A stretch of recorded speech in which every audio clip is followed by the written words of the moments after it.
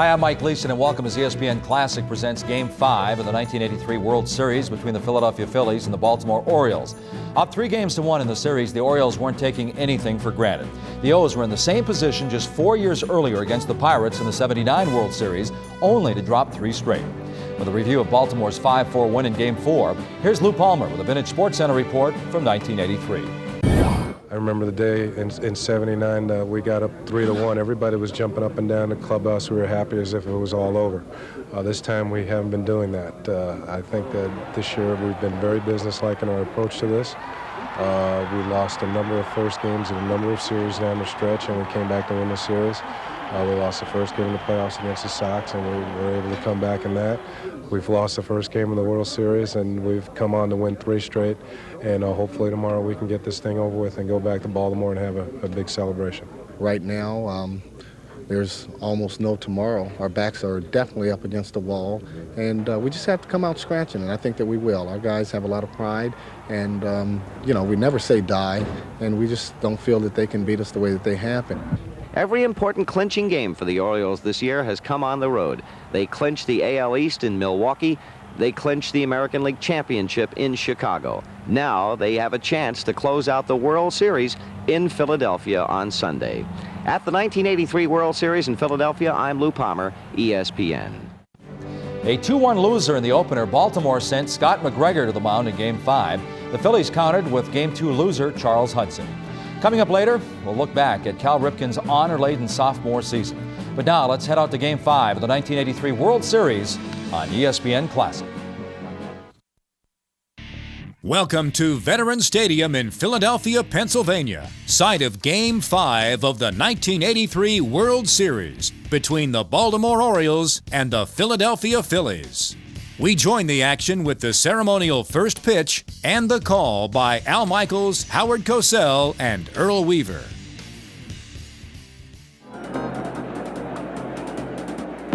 Ladies and gentlemen, please direct your attention to the commissioner's box at the first base side of the Phillies dugout, where Major League Baseball salutes the world champion Philadelphia Phillies of 1980. Here to throw out today's ceremonial first pitches are 2 pitchers from our team. Number 38, Larry Christensen, and number 45, Tug McGraw. That is a great touch, especially with Christensen. You'll note that he threw it out left-handed. Larry is a right-handed pitcher. The reason he did that, he had 2 elbow operations this season. He's had 5 in his career. He was with Philadelphia at the start of the season. And talk about somebody with pain tolerance. Christensen said he had to alter his motion to the point his arm hurt so much he had to lift his right arm in his glove with his left hand all the way above his head to get it up there. And still he was throwing fastballs at 90 miles an hour. But finally had to go on the DL in May, and it'll be a long road back for a man who's had that many operations, but we wish him well. It's a good story, Al. Hard to believe that he could get up to 90 miles an hour, but that's what he was clocked at, Al. And Tug McGraw, of course, who is not eligible for postseason play. As the Phillies take the field, and Tony Perez, who started, of course, with Rose on the bench the other night, but Pete's in the lineup tonight. Tony's at first, and then Joe Morgan, of course, at second base. At shortstop for the Phillies, Ivan De Jesus. In his second year, he came over from the Cubs a couple of years back. And at third base, the man who's trying to get on track, the number 3 hitter, Mike Schmidt. In the outfield, Gary Matthews, who made that great catch yesterday in left field.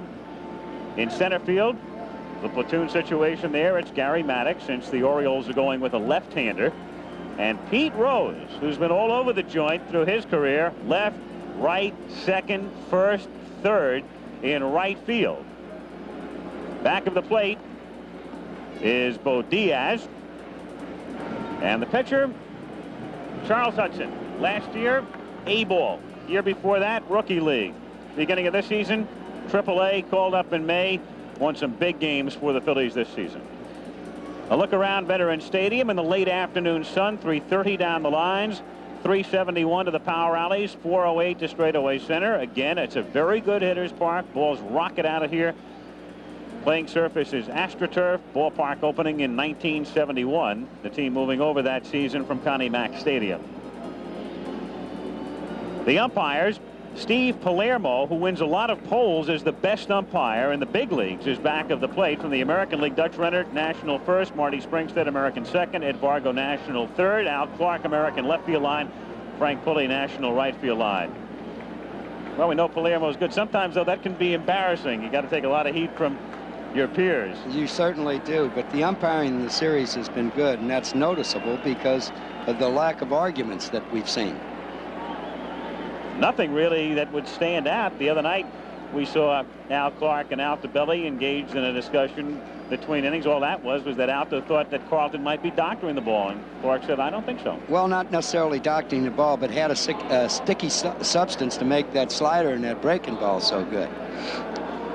So we go to the 5th game with Baltimore on top, 3-1. They can wrap it up today. The Phillies need to win 3 straight. Al Bunbury to lead off as we get underway with a strike. 0-1. Bunbury 1 for 9 in the series. Hit .275 during the regular season. 0-2. Well, Hudson's throwing hard again, and I see that they're giving Al Bunbury a lot of the left field line. As hard as Hudson's throwing, that's where Al would be hitting the ball, I believe, unless they throw in some breaking balls. You saw Matthews and Maddox bunch together as Bunbury fouls it back. Hudson is a hard thrower. We've been clocking his last 2 pitches at 91 miles per hour. You saw him as you look on 3 days rest versus 4, and right now he pitched on Wednesday, so he's working on 3 days rest. He pitched very well the other night through 4 innings, and then became a bit unraveled in the 5th as Bunbury fouls it away. Well, there's the foul ball down the left field line. You know what that would indicate to a manager in a dugout, seeing them play out a little more straight away than other clubs, is that the pitching pattern might be to go on the inside half of the plate with the ball.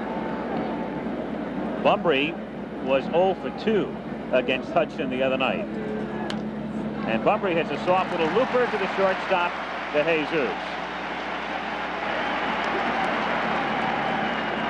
1 gone in the 1st inning. And Dan Ford will be the batter. Of course, Ford will be prominently featured in every highlight film ever done for the 1983 World Series, getting hit by the pitch from Willie Hernandez in Game 2. And then coming back and hitting a home run.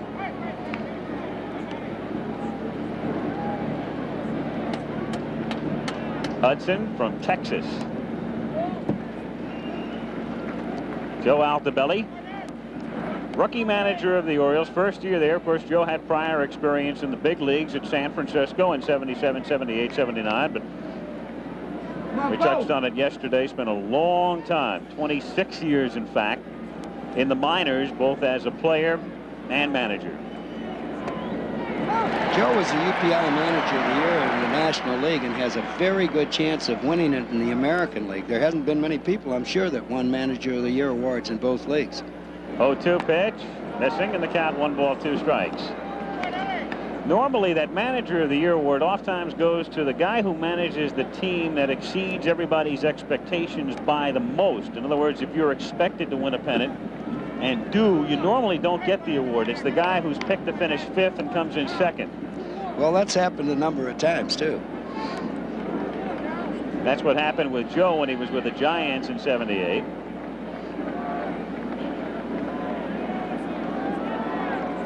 The next pitch to Ford is a swing and a miss. 2-2. Bobby Cox, of course, will have a good shot from Toronto. But keep in mind, when you think about that award, I was looking it up. Gene Mauch won it in 1964, the one year he would love to forget. Swing and a miss, and down goes Ford. And, of course, the year the Whiz Kids died, the Cardinals under Johnny Keane roared to the front and then beat the Yankees 4-3 in the World Series. But I think Tony La Russa is going to get the Manager of the Year award in the American League. Very good candidate. That was a man that the White Sox put Bobby Winkles on the trail of for 10-12 days with a view to laying the foundation of firing. But that was when they made the trade for Julio Cruz, and the club came together. Ripken takes inside, ball one. 1-0. Now the question there's Mike Boddicker. He opposed Hudson the other night. He would go to the mound in Game 6, if there is a Game 6 on Tuesday. 2 balls, no strikes as Hudson falls behind on Ripken. Ripken and Murray combined are 5 for 31 in the series. And the amazing thing is, if you have said that before the series, you've got to think Baltimore might be out of here in 4. Or down 3-1. However, the center of the Phillies lineup hasn't done much better. If Schmidt had hit, different story.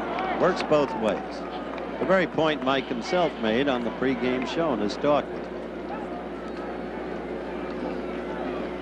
Here's a pitch that Charles Hudson thought just might be a real good pitch.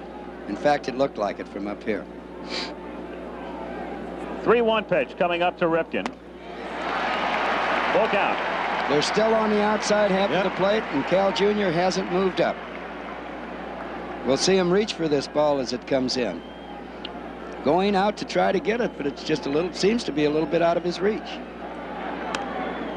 Foul away. And that's the one that keeps you honest. That was right in on his hands. Paul Owens, the 59-year-old Philly manager who came down to replace Pat Corrales in July. Made an aggressive move tonight. Moving Rose to right field, putting Perez on first. He knows that Perez has great hitting stats against Scotty McGregor. He's definitely looking for offense, sacrificed a little bit defensively. Toscano, of course, hurt. 3-2 pitch is a check swing foul. He has lost it. Chase that one, Earl. Well, 3-2. It was just might have been, Howard, just a little bit low. But close enough that you might not want to let it go by. Definitely a ball. He'd been on first base, I think, if he took it, but it was close. You hate to go back to the bench with that bat on your3-2, shoulder. 2 out, bases empty, top of the first. The thing about this kid is, with his offensive stats, he's looked on as an offensive player. If he hit 260, they'd call him a defensive shortstop genius. That's right.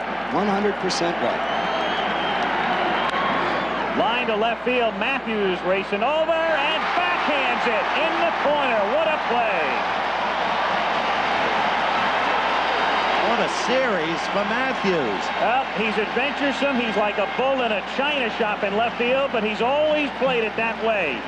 Gary Matthews got a great jump on it, is able to backhand it and take a double away from Cal Ripken. So 2 days in a row, spectacular catchers. The crowd responds as it's shown on the screen here at the bed in Philadelphia. And thanks to that, Hudson has a 1-2-3 inning. Orioles gone in order. And so underway in Game 5 after a half. It's Baltimore nothing and Philadelphia coming up. Defensively for the Orioles, Eddie Murray is at first base. And the second baseman, yesterday's hero, Rich Dower, with 3 hits. At shortstop is Cal Ripken, who just got robbed by Matthews. And the third baseman is the light hitting Todd Cruz. But he's done the job with the glove for them. In the outfield, in left field, of course, the platoon situation with Hudson going. We'll see Lowenstein today. And then in center field, it's either Shelby or Bumbry, depending on the pitcher. It's Bumbry getting the start against Hudson. And in right field is Danny Ford. Back of the plate, as usual, Rick Dempsey. And the pitcher, Scotty McGregor. Howard, you brought up an interesting point, too, which had to figure in Paul Owens' decision today about the lineup. Sixto Lezcano has that contusion that he suffered the other night in a bunt attempt on the right index finger, and it limits his ability to throw, though he can hit. Well, it also cuts back on his ability to control that bat, to have the grip on it he'd like. The thing about Scotty McGregor to remember is this, that the Birds this year, 116, lost only 8 on artificial turf. That record is lodged mainly in McGregor. He is 7-0 on artificial turf with an earned run average of 1.21. Scotty's a fly ball pitcher, so the artificial turf is not going to bother him. But being a fly ball pitcher, the short fences sometime come into effect. Especially that left field shoot. Morgan, who had a home run off McGregor in the 6th inning in game 1. There's Hudson under the towel. 2 balls, no strikes, the count on Joe, who's hit 2 homers in the series. Another thing to think about with McGregor, 14-1 on the road this season. That's another phenomenal record. A strike. It's incredible to think about it. 4-6 at Memorial Stadium, and then 14-1 away. So he was 18-7 overall. Another strike, and the count 3-2. Joe Morgan looked like he was taking that pitch all the way. They want to get people on base today. Morgan is the only left-handed batter in the Philly lineup today. Rose, who's on deck, of course, is a switch hitter. Morgan reaching for it and hitting a foul outside first, and it's Darren Johnson. Well, we've already seen Al Morgan stand up very well as Scotty McGregor. 6th inning, 1st game, right field, home run. Right after Earl Weaver had been talking about the manner in which Joe was standing up there against him, and half predicted the very homer that Joe hit. He had 2 hits off McGregor that night, and this one is fouled straight back toward us and just above us. I missed 3 balls in the Little League World Series in the booth. That one's a little bit closer than this. I don't know how much we missed that one, but I was under the table here. Scotty with a quick 3 balls, no strike count on Joe. Did not, remember, walk a single person in the 1st game. And he strikes Morgan out. So Joe quickly gets things his way, 3-0, and the next thing you know, he's walking back to the dugout. And that's that off-speed pitch that only a pitcher like Scott, there's my old left fielder, a man that's in the Hall of Fame, a man that won the most valuable player in both leagues, Frank Robinson. What a man. When he first came up, was a rookie with the Cincinnati Reds. He was beamed by Ruben Gomez, taken to the hospital. Pete Rose drills it into center field for a base hit. So Rose on the bench Friday, came back yesterday with 2 hits and a walk and a solid single here. And the crowd with Pete, Pete, Pete, the chant. Pete, Pete, Pete just continues to amaze me. He's the greatest competitor. Charlie Hustle in the game of baseball. He's still answering back for being benched. There's the swing. He ignites a ball club single-handedly. Finds so many ways to beat you. For so many years, the very best there is at what he does, and here's Mike Schmidt. Schmidt had a great series in '80, as you can see, against Kansas City. He was the MVP in that series. But again, hits a fly ball, an easy fly to right field. Danny Ford coming in, and Mike is now 1 for 17. First pitch. And here's the guy coming up, Al, that I think now we're close enough to talk about a series MVP, because it could end today, Earl.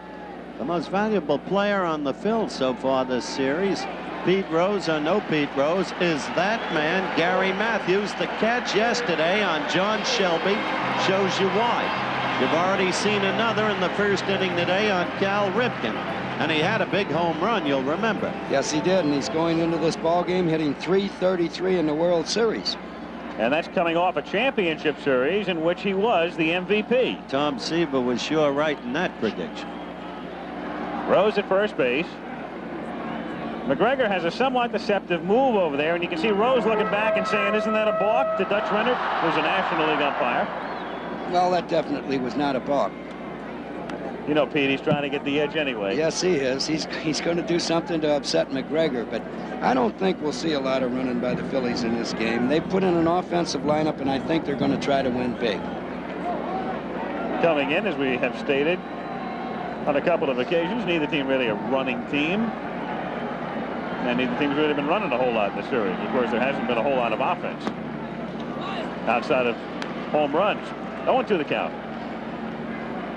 In fact, there have been only 2 stolen bases in the entire series.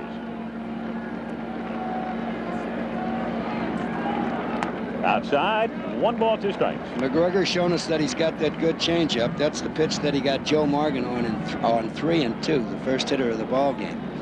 And when he's controlling that, he can throw it on any count, any time. Dempsey starts to the dugout to try to help Palermo out. Palermo says you got to earn it. 2-2. Scotty McGregor showed a little emotion there also. The pitch they thought was in the strike zone above the belt, very close, but they didn't get it from Steve Palermo. Feisty guy, Steve. Sharp tongue, won't take anything from anybody.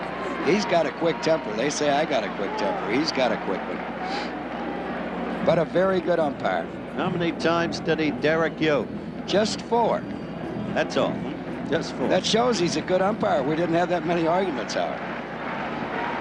2-2 pitch is hit in the air, curling down the right field line and into the corner, and Danny Ford has room and juggles and makes the catch, and it's ruled a fair ball.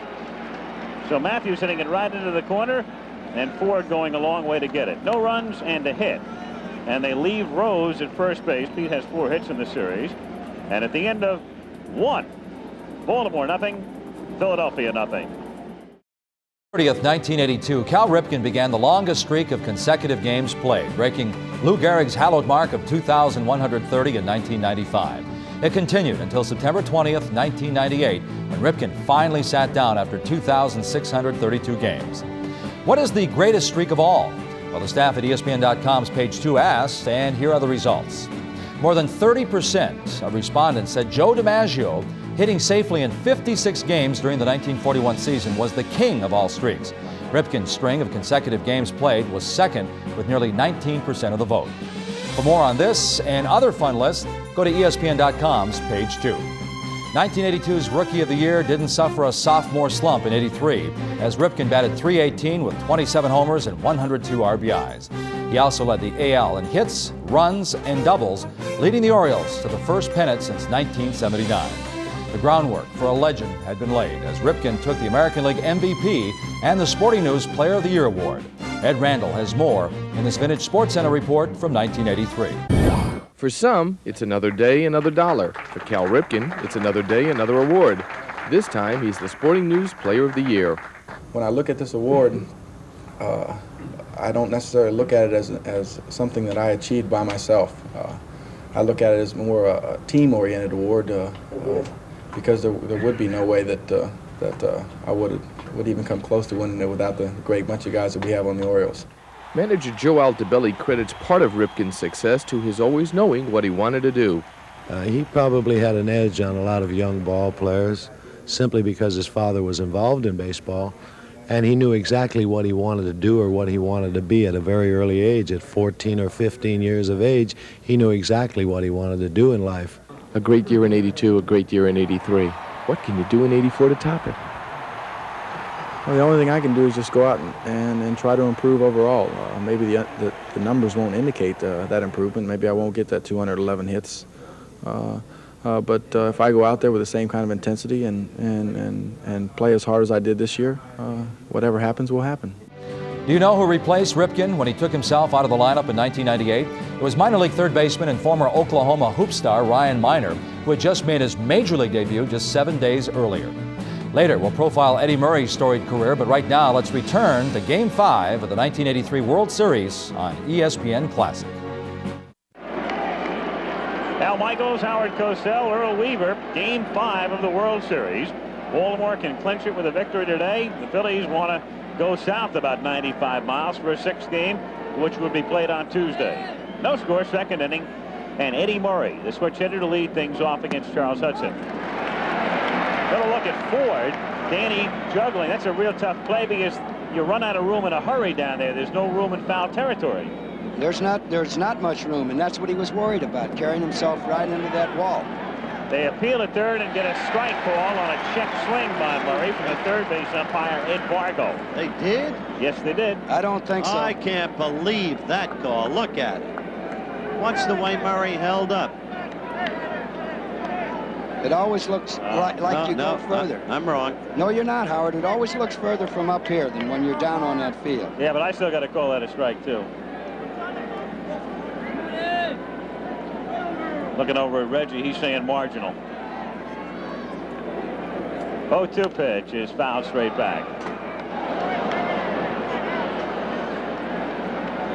Those are not hot. The Phillies are not. Go Orioles. I'd like to say this, though. 14 times during the course of the regular season, the Phillies have won 3 games in a row. So this thing is far from over. 1 ball, 2 strikes on Murray. Phillies aware of that fact, and so are the Orioles. Rick Dempsey made that clear. He said it was the first thing he thought of when they won the 3rd. The whole team did, and they're not talking 3 wins in the Oriole dugout or clubhouse before the game. 2-2 the count.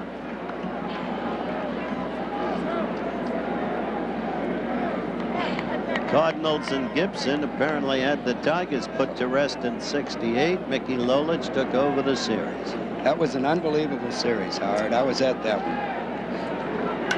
Murray drills it to deep right field. And one thing about Murray is when he breaks out of a slump, he really does it.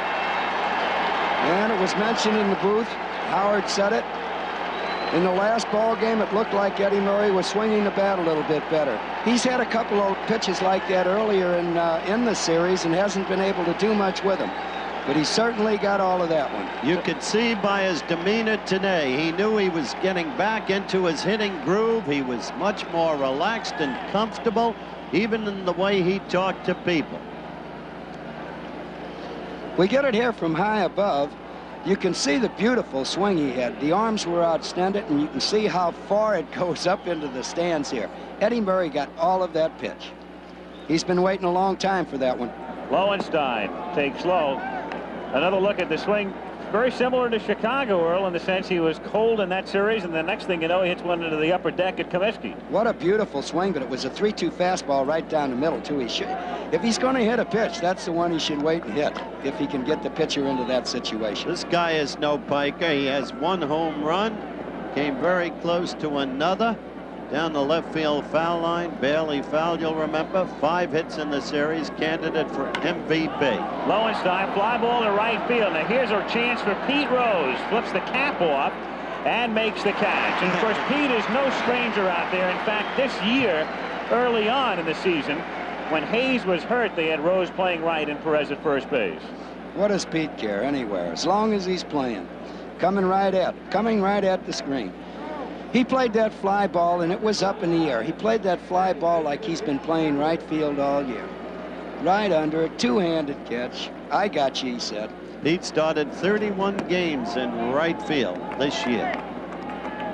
Dower, the batter. And of course, Pete has a lot of experience. When he was with the Reds, remember, he initially started at second base and then played left and right, and then they moved him to third. And then over to first when he came here, as you look at Eddie Murray in the Oriole dugout, who has given Baltimore a 1-0 lead. Breathing a lot easier right now.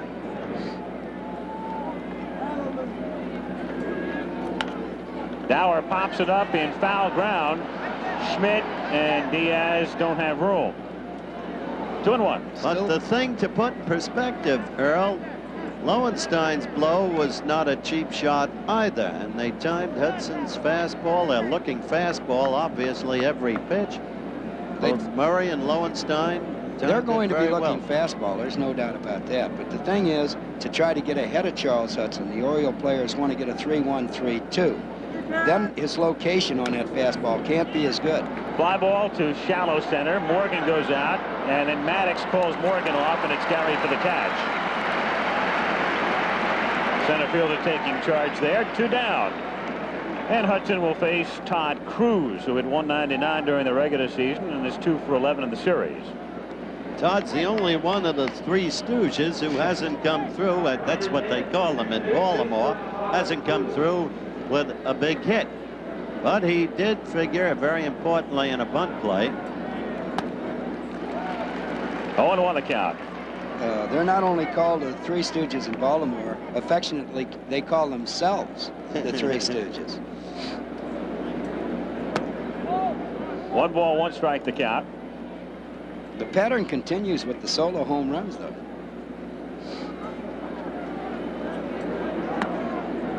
And by solo, I mean with nobody on base, naturally. I believe that's the 8th. That's right. All the home runs in the series with nobody on.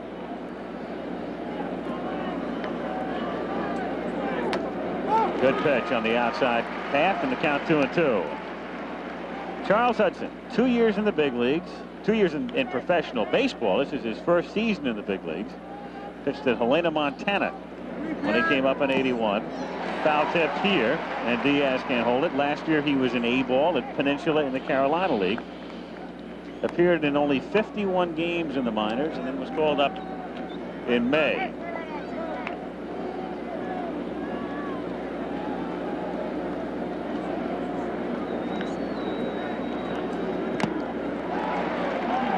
Two and two the count.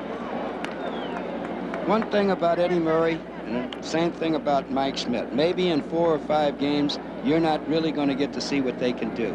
But you give them enough time, and they'll do the things that they're capable of doing. And a swing and a miss for strike 3. Satan Cruz is out of there. Started using that high left field camera last year in the playoffs, and as you can see, it gives you an interesting perspective as we go out, taking a look at Murray swinging the homer, and after an inning and a half, Baltimore 1, Philadelphia 0. In the third inning, 8, 9, and 1 in the Oriole order. Dempsey, McGregor, and Bumbry against Hudson. 1-0 Baltimore on a second inning home run by Eddie Murray. Dempsey 3 for 10 in the series, and the 2 doubles coming in the same game. In game 3 on Friday.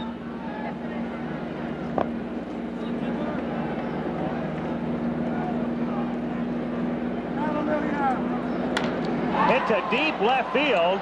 Matthews going all the way back, and Dempsey has hit it out. I wonder how many people were expecting that. That is some stooge, that Dempsey. They call the bottom of that order Dower, Cruz, and Dempsey the 3 Stooges, but they have done the job the entire series. Got a little lax and threw a fastball right down the center of the plate. Certainly a leading candidate if the Birds clinch today for MVP. There it is from high over. See him have a good cut. This one, not like Eddie Murray's, was not in the way back, but just enough to bring him another run. Dempsey hit 4 during the regular season, so it's 2-0 Orioles, and McGregor is the batter and taking low, ball 1. Another solo homer, another home run with nobody. That's 9 of them. Been the whole pattern. McGregor grounded out twice in game 1, facing John Denny. One happy fellow. Series with 9, 5-game series with 9 homers. You think there'd been a lot of runs scored. Sure. There hasn't been in this series.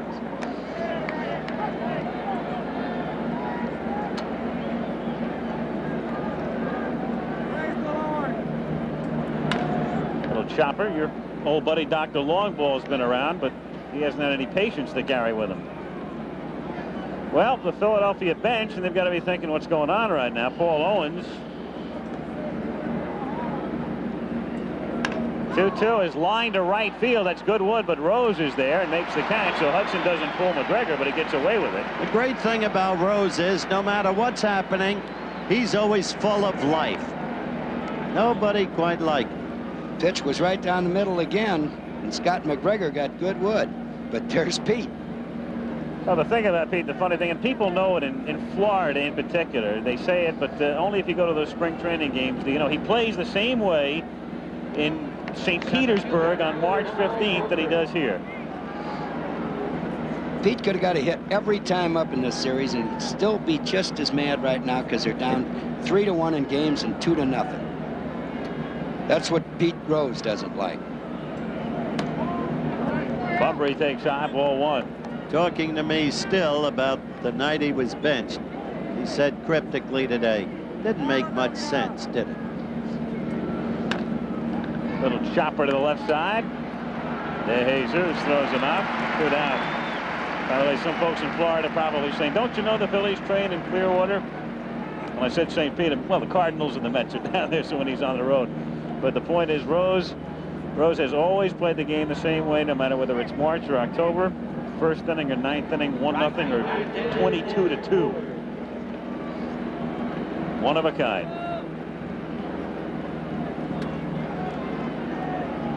Ford at the plate.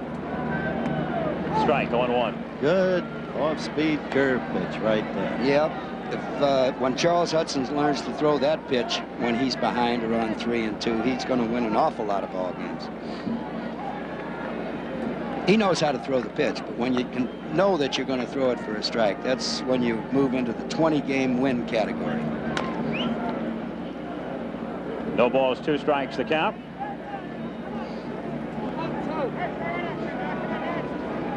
Hudson pitched a beauty in the playoffs. He won Game 3, and that was a critical game, of course, in the best of 5, as the Dodgers came in there tied with the Phillies at a game apiece. He went all the way that day.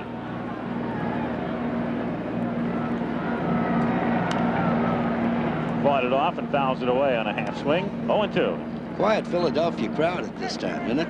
Well, not much to cheer about, and you've heard about this park. It is. It's a very noisy ballpark, and they've filled it again, of course. But they haven't had a lot to cheer about.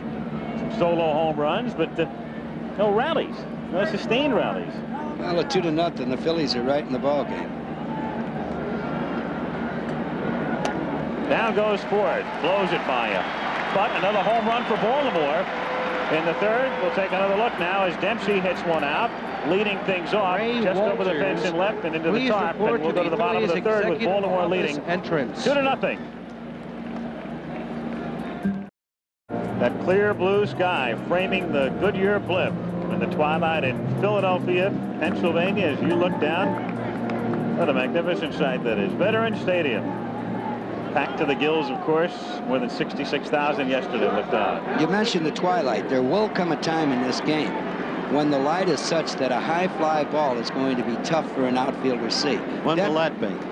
Really can't tell, Howard, but that period will last some 5 to 10 minutes, maybe 15 minutes during the course of a ball game. Ripken takes a strike, 0-1. Right on the outside corner. The same pitch that has tied him up throughout the series. And yet he's hit some balls very well. And got a couple of key hits. Low and away, 1-1. Those were the pitches that were center of the plate or center of the plate in. But he's shown us he can go to right field. You know, if it's not right on that corner, he's got a chance. Ball players are just hesitant to change in a 5-game period. 1 ball, 2 strikes on Ripken. Ripken has the power to hit the ball over the right field fence also, just like Mike Schmidt does.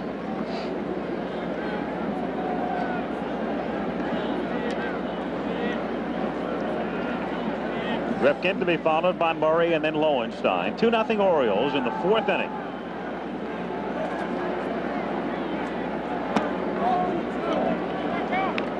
Two and 2. There's Murray, whose home run in the 2nd made it 1-0, and then Dempsey hit the home run in the 3rd to make it 2-0. Full count. Both pitches just missing. Hudson has not walked a man.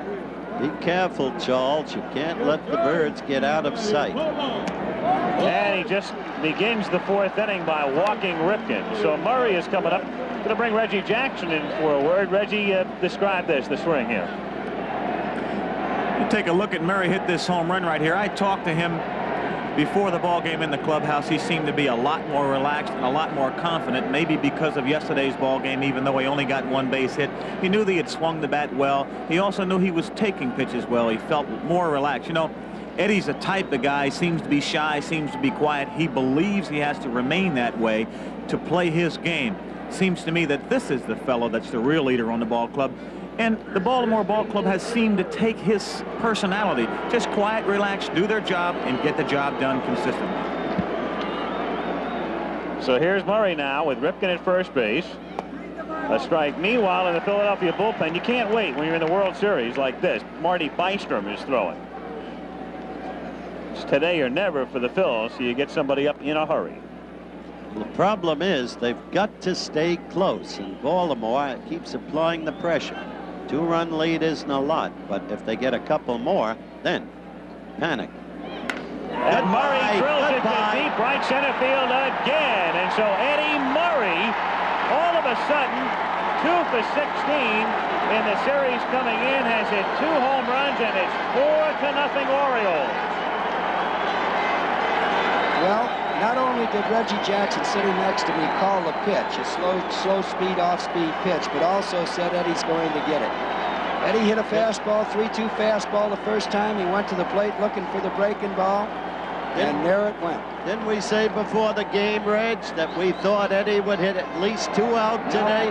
Now we get to see it again. Off-speed pitch. Eddie Murray didn't make a move till the ball got to home plate, and again he got all of it. There was no doubt about it when it left the bat.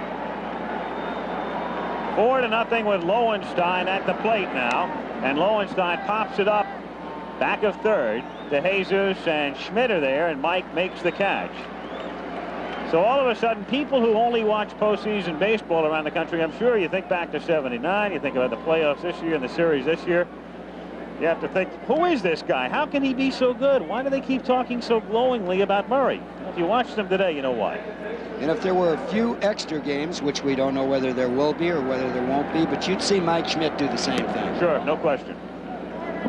Hit 40 during the course of the regular season. You might not hit one for 5 or 6 games, but these guys get them every 13 or 14 times up. Look at him now, aggressive. Yes, he is. Different posture, attitude in the dugout. Why not? 2 home runs? That home run broke a pattern, too. That's the first home run with a man aboard in the series. And that's hit high in the air down the left field line, but hooking and going foul back out of play. Eddie Murray has driven in 3 of the 4 runs. 2-1 the count on Dower, 1 out and the base is empty.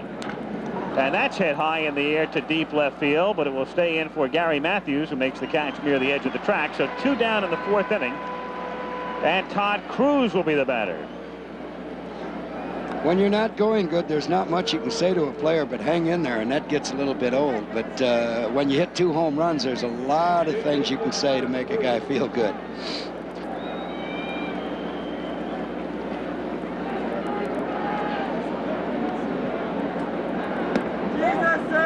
One and oh.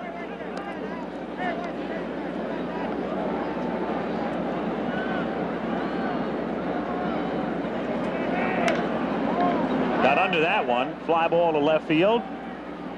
And Matthews is there to make the catch. And so the crowd here is very still. 66,000 had never sounded so quiet in the middle of the 4th inning.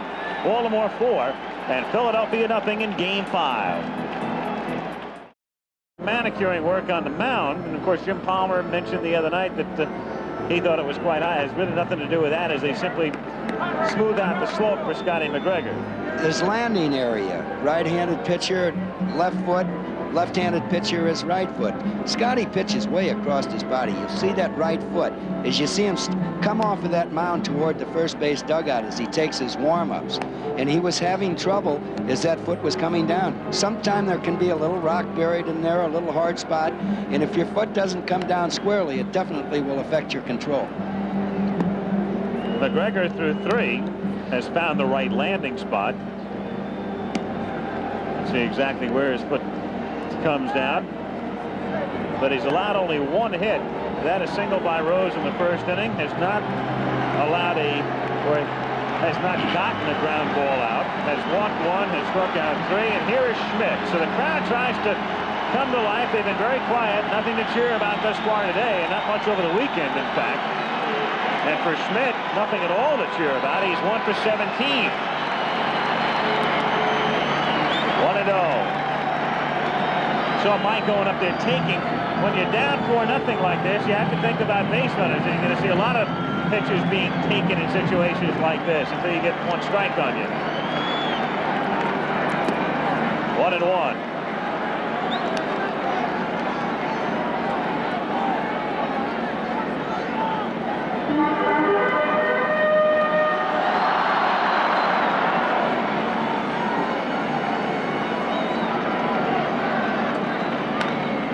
Grounded foul outside third and by Dave Bristol. 1 ball, 2 strikes the count. It will not be easy for Philadelphia now. McGregor's moving that ball around, and he seems to have excellent control today up to right up through the first 3 innings. That was the important aspect of fixing that mound to his liking. The placement of the foot affects his control.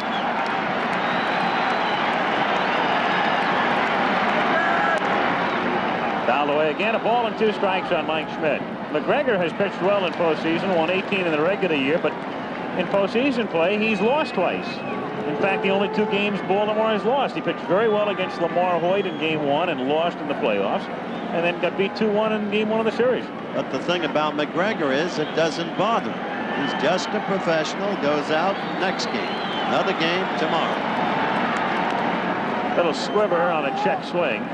Still a ball and 2 strikes on Schmidt with Matthews and Perez following. Dempsey's agility will never continue to amaze me. The ball went down on the ground. He had the mask off, jumped out of there, grabbed it with his bare hand before it had a chance to go back down a second time. Well, foul ball. Pressure is enormous on the Reds now to do something, and it's got to be a lot and do it quickly. Ground ball to third. Cruz up with it, fires across, and that's the first ground ball out. Another serenade for Mike Schmidt.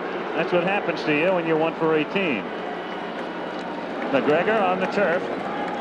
Talked about his proficiency on the turf this season. His success on the road. He's got a 4-0 lead. I think I said the Reds, Al, every time you look at this team and see Rose, Perez. Absolutely. Morgan. Tony Morgan. Joe Morgan.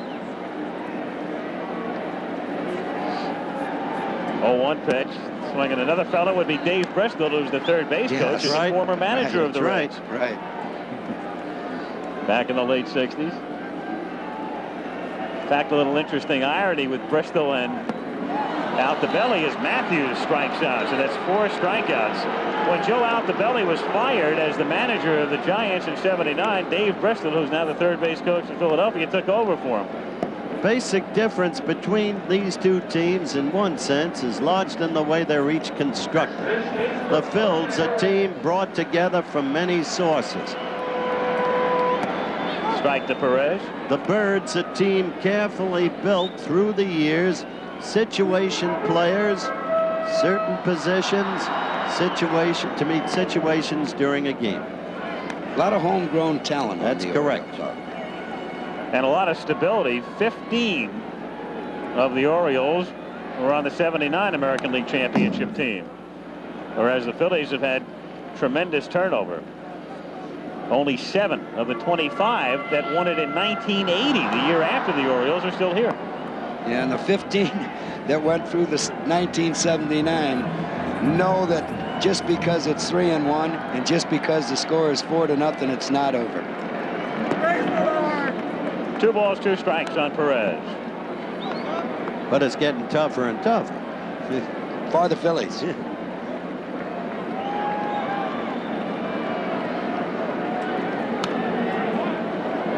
2 out, no one on. We're at the bottom of the 4th inning.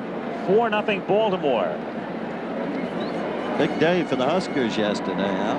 Let's see what our guy Irving Fryer did yesterday. 2 TDs. Foul back.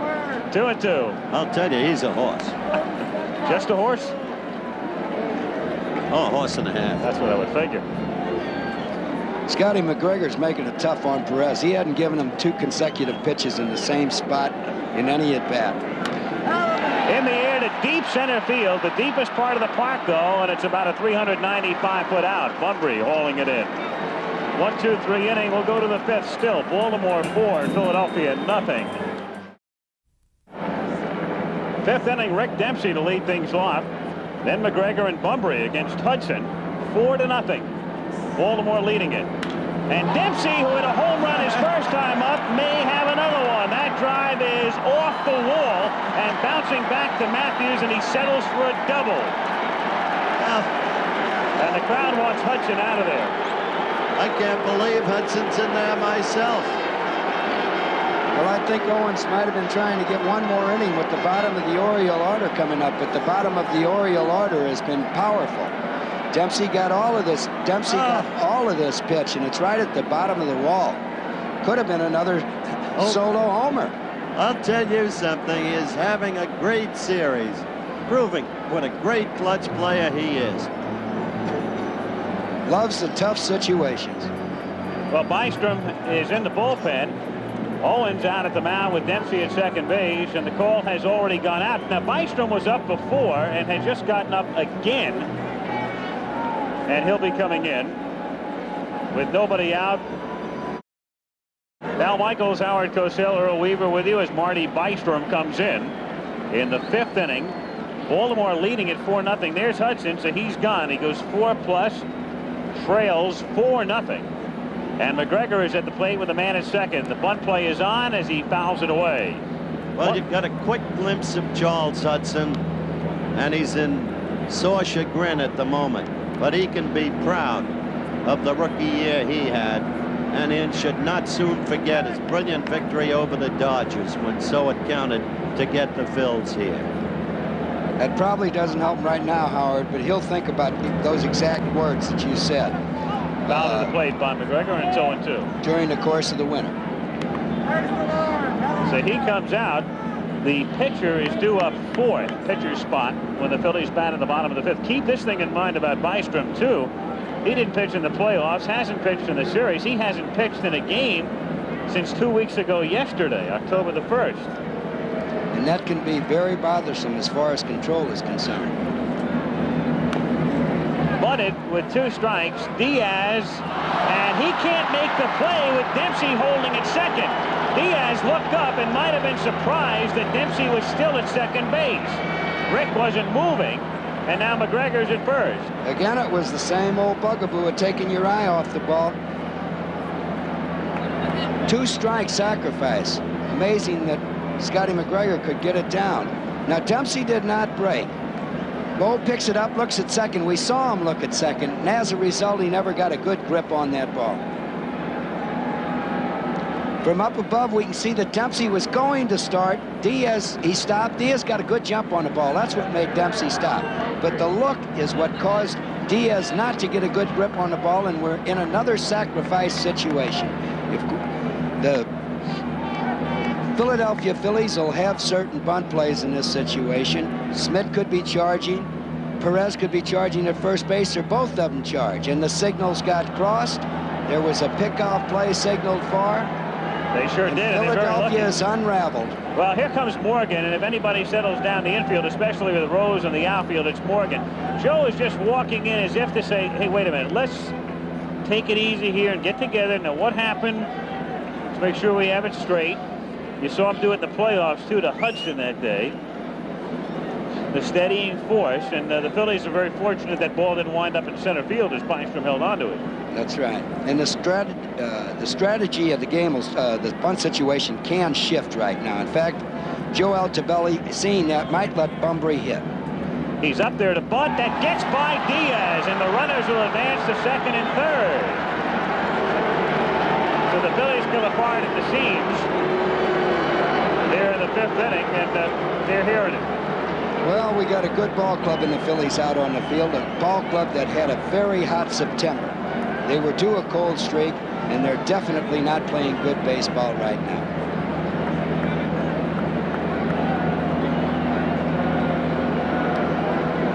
Runners at second and third. You have no choice here. That scored a wild pitch. You have no choice but to play your infield in. You're down 4-0 in the 5th game of the World Series in the 5th inning. You can't allow another run. 2-0.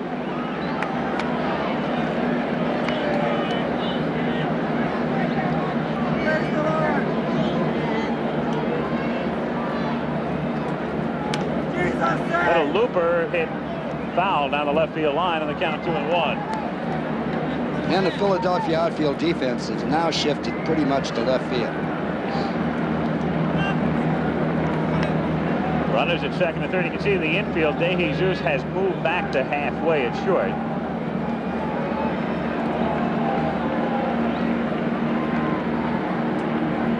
And Bunbury hits it in the air to left field, deep enough to at least score a run as Matthews makes the catch. And Dempsey tags at third and makes it 5-0.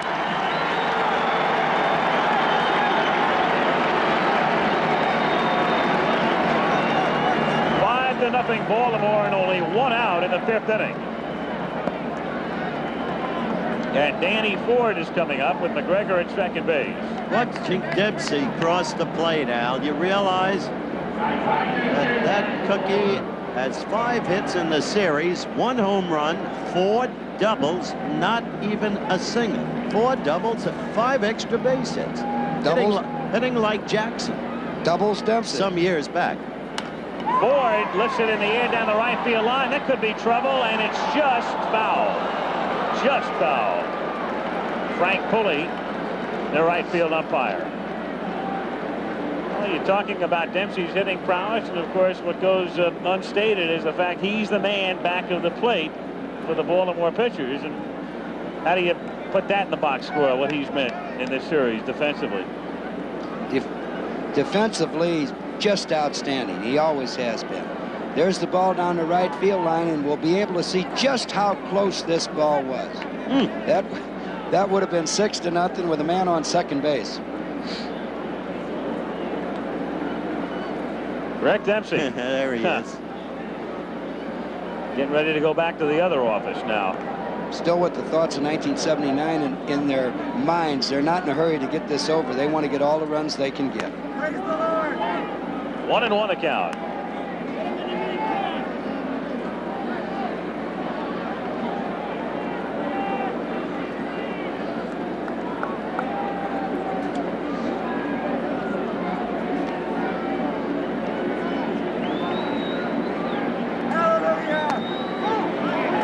One ball, 2 strikes. Good pitch. Curveball.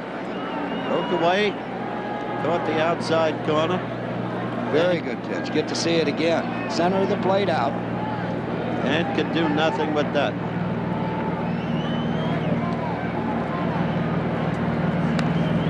And Ford fouls it back. Still a ball and 2 strikes to count. Making a tough on Ford. Curveball away and fastball in. Almost silent in this ballpark right now. No, it isn't. Hallelujah. Praise the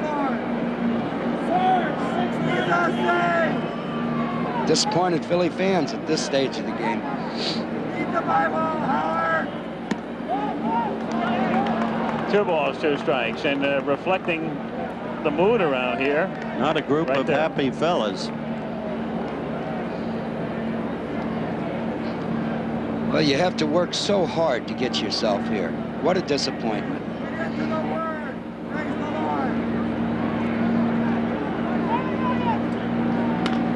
That's grounded to the left side. De Jesus throws to first. And with 2 down now, a look at the Baltimore bench. Again, they don't look like they're in any hurry. They're rooting. They're not getting excited yet. So Ripken comes up. Fly to left in the first, drew the walk in the 4th inning that preceded the home run by Eddie Murray. Murray's hit 2 today. Dempsey's hit 1. Baltimore leads it 5-0. Ripken gets backed off. 1 ball, no strikes to count. McGregor at second. Bystrom in relief of Hudson.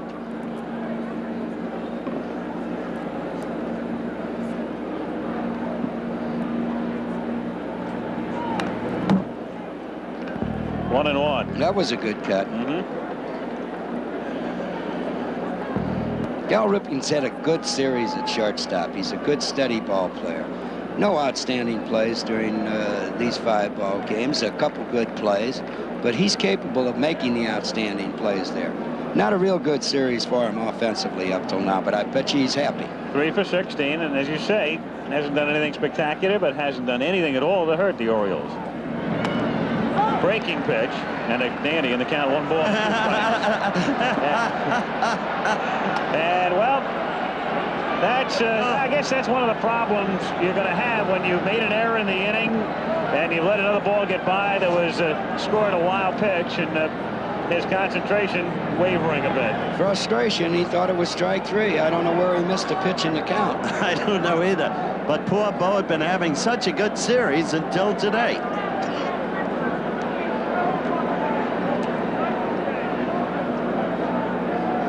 One ball, 2 strikes.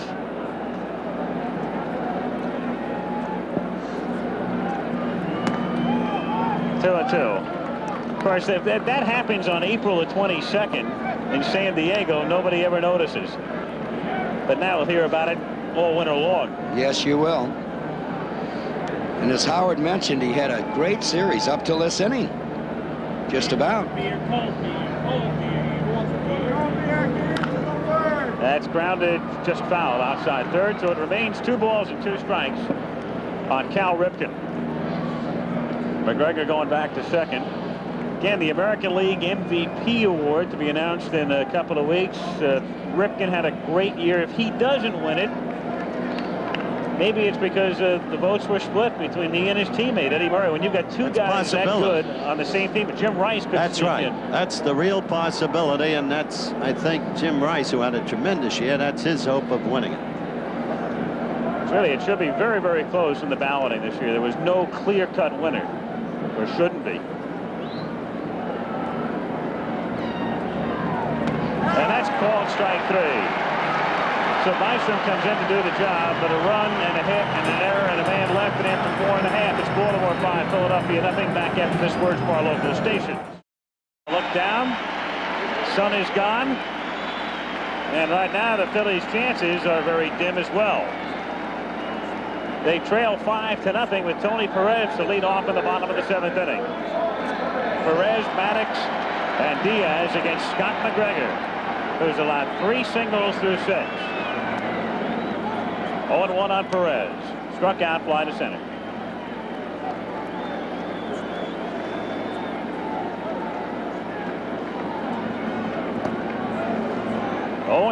Strikes are Scotty McGregor's main concern right now, and that's exactly what he's come out doing in the 7th inning.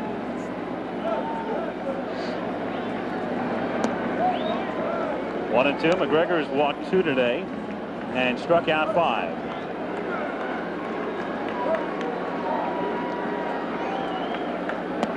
Oh, called strike 3. Every pitch low. Did you see that, Earl? Every pitch. Every one. Tony Perez didn't like it.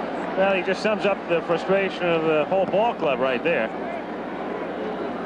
Well, we get to see Tony. He turned around. It's a borderline pitch, one that Scott McGregor just wanted to throw. It could be called either way. And look at Tony Perez. Maddox hits it in the air to deep left center field. Bunbury got a good jump on it, and it's off the wall as Al has to play the carom, and Maddox has a double. So the 4th hit and the first extra base hit for Philadelphia. A man at second and 1 out. Rose has 2 hits and Maddox has the other pair. I'll be darned. Raiders are about to lose to Seattle. They're trailing 38-22 late in the 3rd quarter. That's a football upset. Bo Diaz fouled out through a walk. He's 5 for 14 in the series. 0-1. No action in the Oriole bullpen as of yet.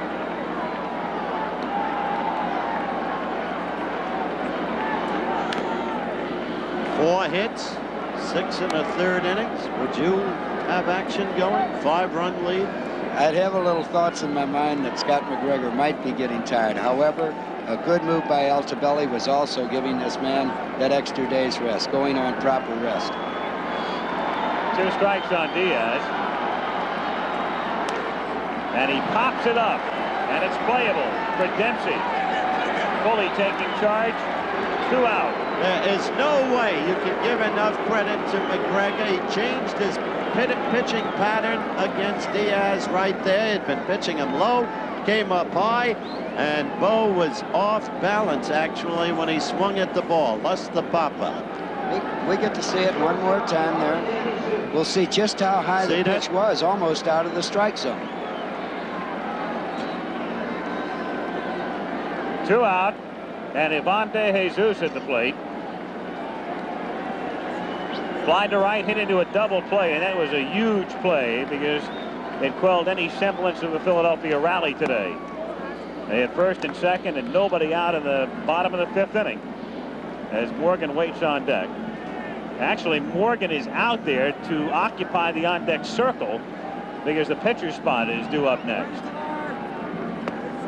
Technically, you're not allowed to do that, but Palermo's letting him sit out there anyway right now. Well, that keeps Altobelli from knowing who the pinch hitter's going to be. Oh, he could probably figure it out if he thought hard enough anyway. 2-1 the count.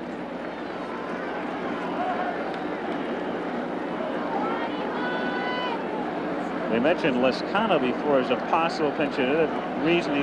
Part of the reason he's not in the lineup today, the finger contusion affecting his throwing more than his hitting. Owens thinks he can use him for one at-bat if need be.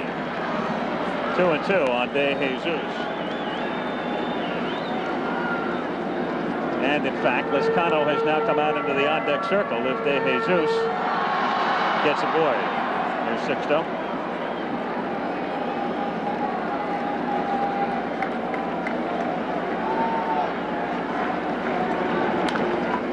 Grounded to Cruz. And throws a strike to Murray. So they waste a double by Maddox. And at the end of 7, still, Orioles 5, Phillies nothing. Well, there may be another crack in that Liberty Bell after tonight. Shelby up. Shelby to pinch hit.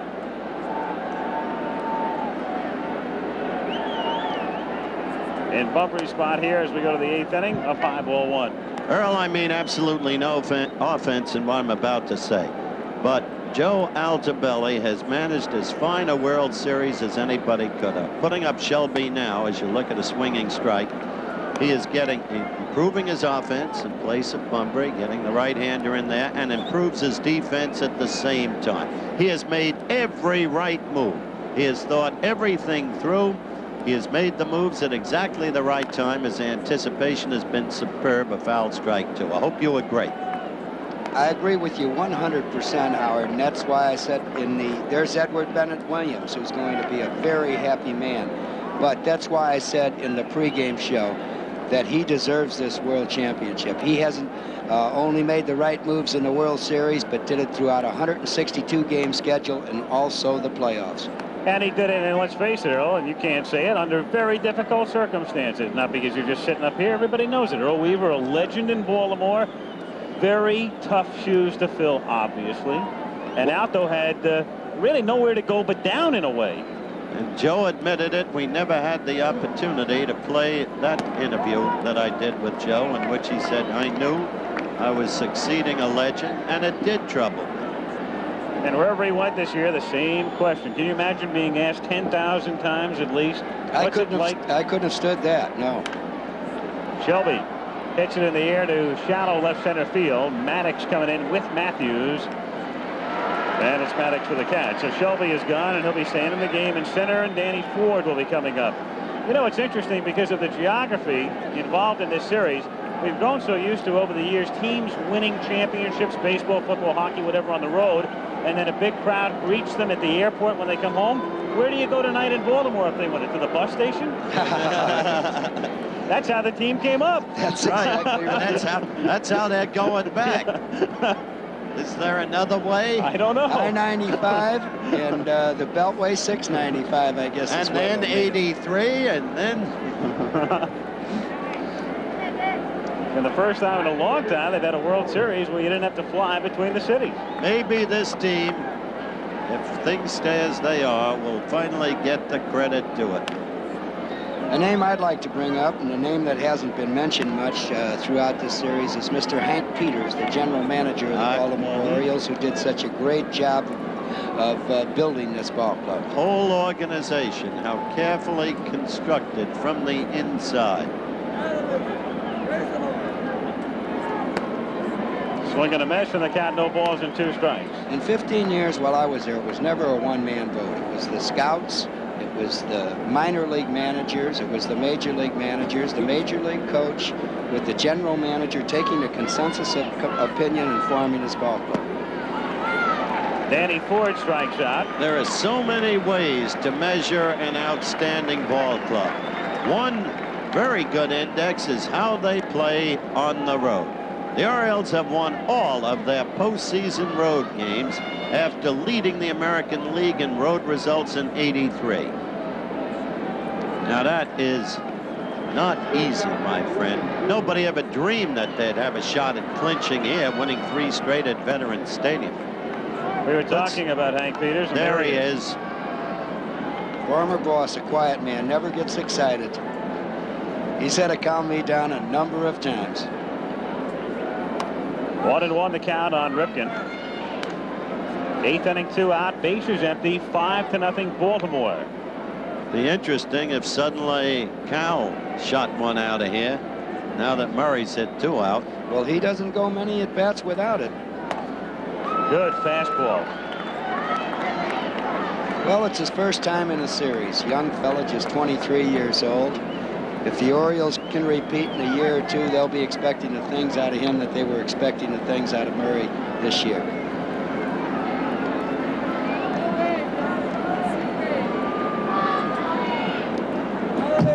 Two and two the count. If the Orioles win, it'll be their first world title since 1970. It'll also be the first time the American League has won the World Series since 1978. But 6 different teams will have won the World Series in the last 6 years. That's happened only one time before. That was from '67 through '72. Pete Rozelle would love it. Parody. Right. Different winner every year. 2-2 the count. Well, we've got 2 New York teams playing in the National Football League in New Jersey, and we seem to have an absolute mediocrity there. Miami creaming the Jets today, and Kansas City now crushing the Giants 38-17 in the 4th quarter. In the air to right center field, and Pete Rose is moving over, and he makes the catch. So Hernandez silently does a perfect job in relief. Retires the 9 he faces. After 7.5, it's still Orioles 5, Phillies nothing. Bottom of the 8th inning, Al Michaels, Howard Cosell, Earl Weaver at Veterans Stadium in Philadelphia. 5-0 Baltimore. Scott McGregor has been in complete command.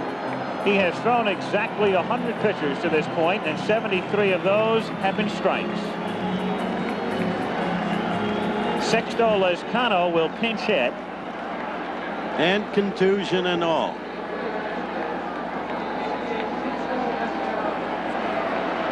The other night he suffered that contusion. Friday, attempting to bunt. Little squibber down toward third, fielded by Cruz. He's got a great arm, throws off balance and gets him. 1 pitch and 1 out, and John Shelby, of course, stays in the game. He hit for Bunbury in center field. 1 away. Morgan coming up. Jumped on the first pitch of this inning.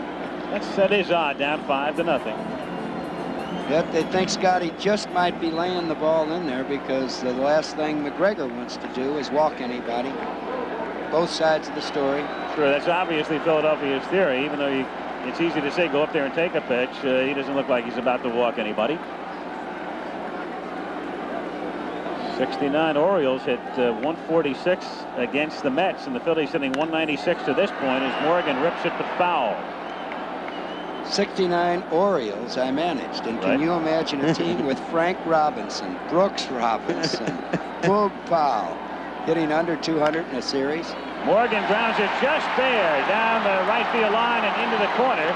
Joe will take 2 unless he's sure he can move to third, and he's taking the chance. He's on his way to third, and he's lucky the throw was off the line, or he'd have been out.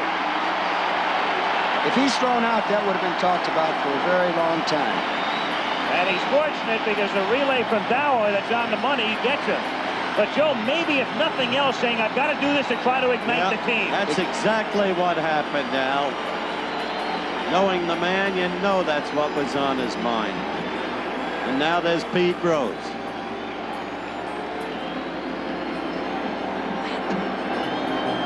There's the base hit. Morgan looks like he knows there's a shot at it.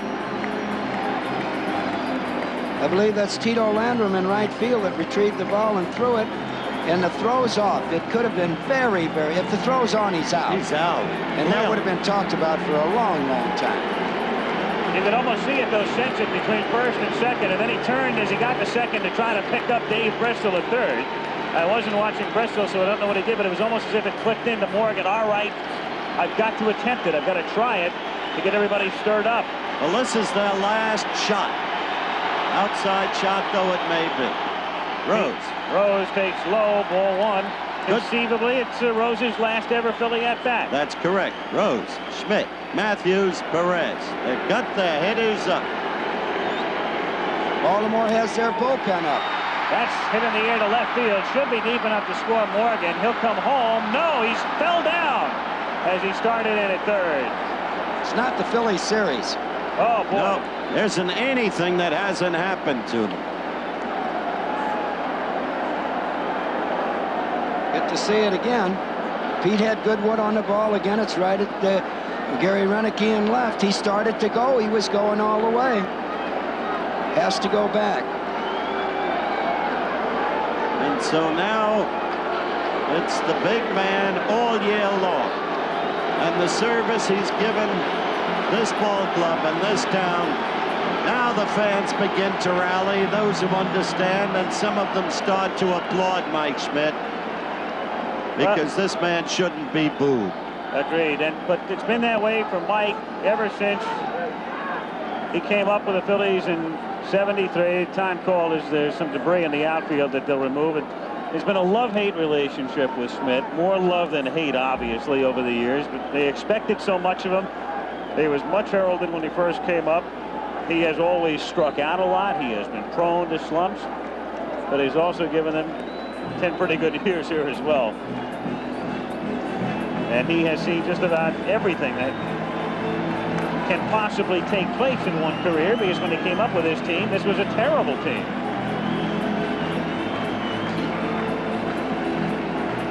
So they clear the field, and there's Morgan. And that shot of Joe falling down will be forever embedded in the minds of many as symbolic of what's happened to the Phillies today. 0-1. The run that they failed to score by Joe Morgan falling down is insignificant at this time. But if there's a rally in the 9th inning by the Phillies, it could become very important. Schmidt would like to make it all academic and hit one out here. He grounds that one, and it's backhanded by Cruz, who comes up throwing. And the Phillies still haven't scored through 8. To a chorus at the end of 8, 5-0 Baltimore. Back after this message in the word for your local station. Here's Ron Reed in to pitch, the 4th Philadelphia pitcher. He'll be facing Murray, Renicky, and Dower in the top of the 9th inning. And when the Phillies come up in the bottom of the 9th, due up from Matthews, Perez, and Maddox. Eddie Murray, 2 homers today, both from the left side. The one time he came up right-handed against Hernandez, he struck out. 3 quick NFL finals. Rams 27, Falcons 21. What a job Johnny Robinson doing. All there. Denver beat Cincinnati 24-17. And Kansas City shelled the Giants 38-17. Murray hits it into right field, base hit. So Eddie Murray, who had 2 hits in the first 4 games, has his 3rd hit of the day. A single to right. That, interestingly enough, that's the first single for the Orioles today. 3 homers and a double, and now the single by Murray. Freddie, the series is ending too soon. He's getting hot. Yes, he is. Gary Renicky struck out in the 6th inning, pinch hitting for Lowenstein, and stayed in the game. 1-0. Gary hadn't seen a lot of right-handed pitching this year, and definitely a big fella like Reed. We talked about the other day, a sidearmer. 1 ball, 1 strike to count.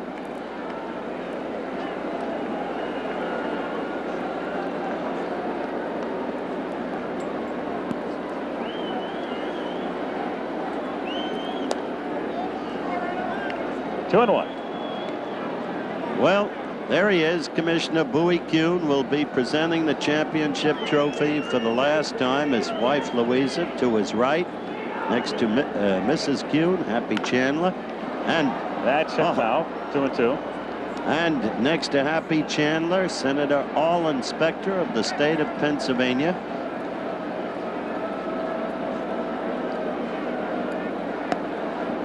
I have told you of my feelings about Mr. Kuhn. I have tremendous respect for him, a baseball man through and through, a man of great integrity, and I don't think anything more need be said. The circumstances under which he left his position, still a matter of great controversy.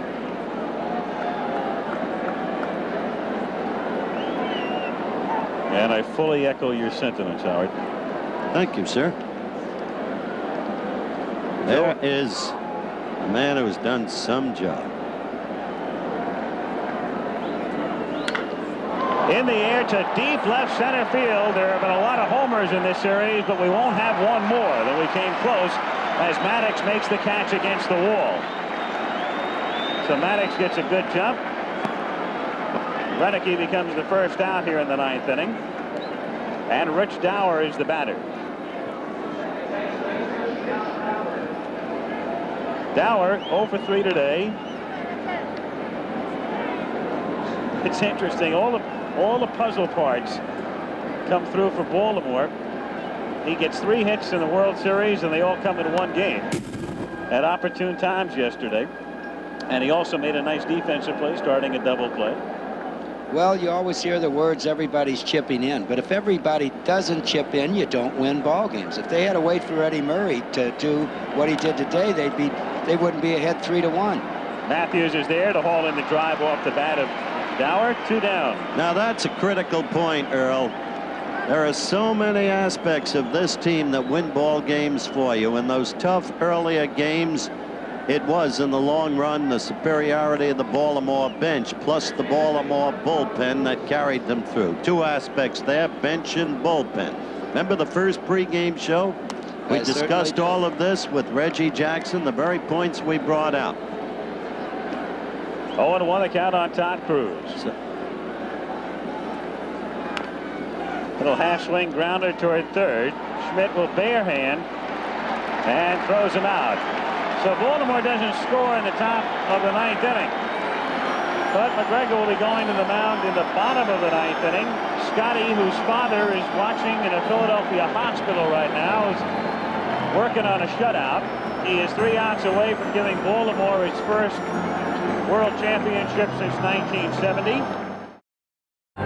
As we go to the bottom of the 9th inning. A lot of folks have given up. There are a lot of empty seats in here right now. Scotty McGregor's just been outstanding. I can understand it.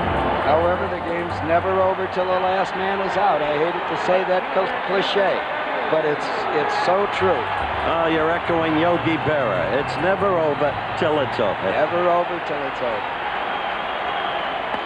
Outside to Gary Matthews, 1 ball and no strikes.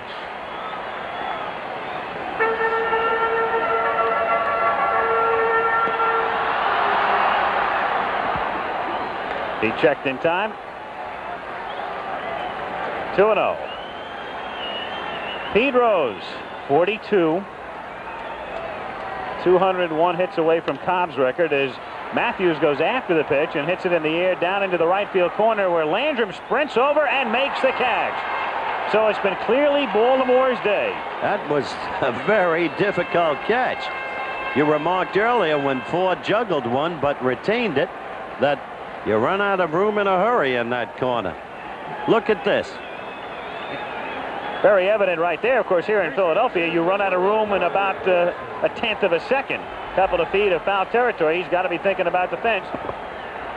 And makes a nice play. Perez takes low, ball 1. Another point about this ball club and situation players. Landrum with a key home run in the playoffs right there. Don't let a rally get started. 1-1. Carol McGregor. Kara McGregor, Scott's wife. Foul back, 1 ball, 2 strikes. Gary Maddox waiting next. Stats of Perez against Scotty McGregor did not hold up today. No, they didn't. And there are two of the former Reds. To center field. Shelby is there, and the Orioles are an out away. Mike Schmidt, well, we'll talk about Schmidt's series. Glowingly in 80 and 1 for 20 in 83. One end of the spectrum to the other. Here's Maddox. So the Orioles, who lost the first game at home, came back to even the series, and an out away from winning it in Philly. It's a looper foul off to the right. 0-1.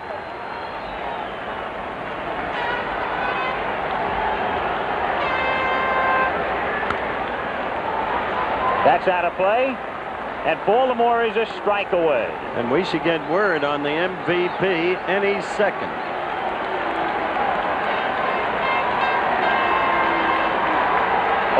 Two the count on Maddox.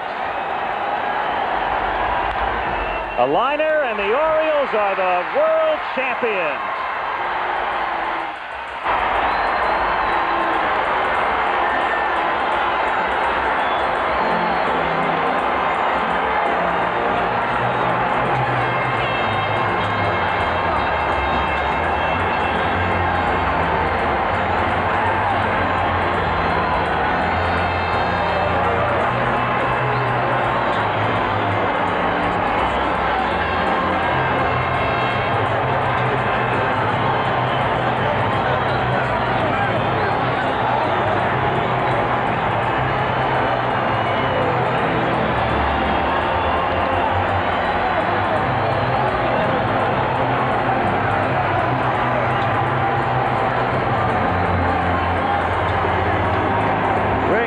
Has just been named the unanimous most valuable player in this, the 1983 World Series.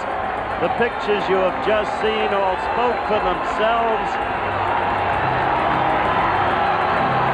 Reggie Jackson is waiting in the winner's clubhouse for the birds to come in, and there's Rick Dempsey being hugged. And he deserved that vote, Earl Weaver. He really is a person who can rise to the occasion. He did it throughout the series. His defensive work was expected. But they didn't steal a base off of him in the '79 World Series, the last time he was in the World Series. But nobody expected the offense they got out of it.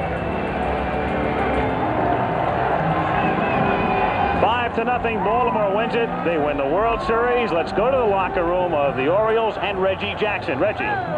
Well, it's obvious excitement down here. Won a World Series, and there's really nothing like it, that's for sure. We have Commissioner Bowie Kuhn of baseball here to present the World Series trophy, the World Championship trophy, to Mr. Edward Bennett Williams. Ed, as chairman of the board, I have a very special sense of nostalgia in presenting to you and to your skipper, Joe Aldabelli, your executive vice president, Hank Peters, the World Series most valuable player, Rick Dempsey, and all of you champions, the World Championship trophy. You've earned it. Thank you very much, Bowie. I'm so proud of this magnificent band of brothers called the Orioles. They have been so great all year. They came back from adversity. They overcame it. They have character. That's the happiest moment of my life in sports. And I want to thank Joe Aldabelli and Hank Peters for the magnificent job that they did. They deserve all the credit with the players for this great accomplishment. I'm very happy to take this great trophy back to Baltimore, to the people who gave us the magnificent support that we had all year long and that contributed so much to our success. Catcher Rick Dempsey gained series MVP honors after hitting .385 with 5 extra base hits. Often overlooked was his work with the Orioles pitching staff that held Phillies hitters to a .195 average for the series. Lou Palmer wrapped up the Fall Classic in this Vintage Sports Center report from 1983. It's an awfully good feeling. I never expected in my whole life that I'd ever be an MVP of a World Series. It's just something that is like a dream come true for a lot of people. I thank God that he gave me the opportunity to be that person. This is it. That's why we're here. That's why we're smiling. You win 4 games during this series, everybody can walk away with smiling faces. For the Phillies, who looked like the team of destiny in September and even in October when they took the Dodgers in the League Championship Series, that team of destiny became a team of desperation and doom, and they were flat as a pancake in this 5th and final game of the series. They executed and we did not. You know, I slipped, which is unfortunate, but that's the way the series went. Their pitchers were able to stay away from the beginning, and their hitters, their whole lineup produced for them the first few days. The lower part carried them, and then today the big fella got hot, and that's what it's all about. That's why they won. In a series that matched two teams that claimed to be 25-man teams, the Orioles proved that being at it longer proves best in the long run, and the Orioles are the champions of baseball of 1980.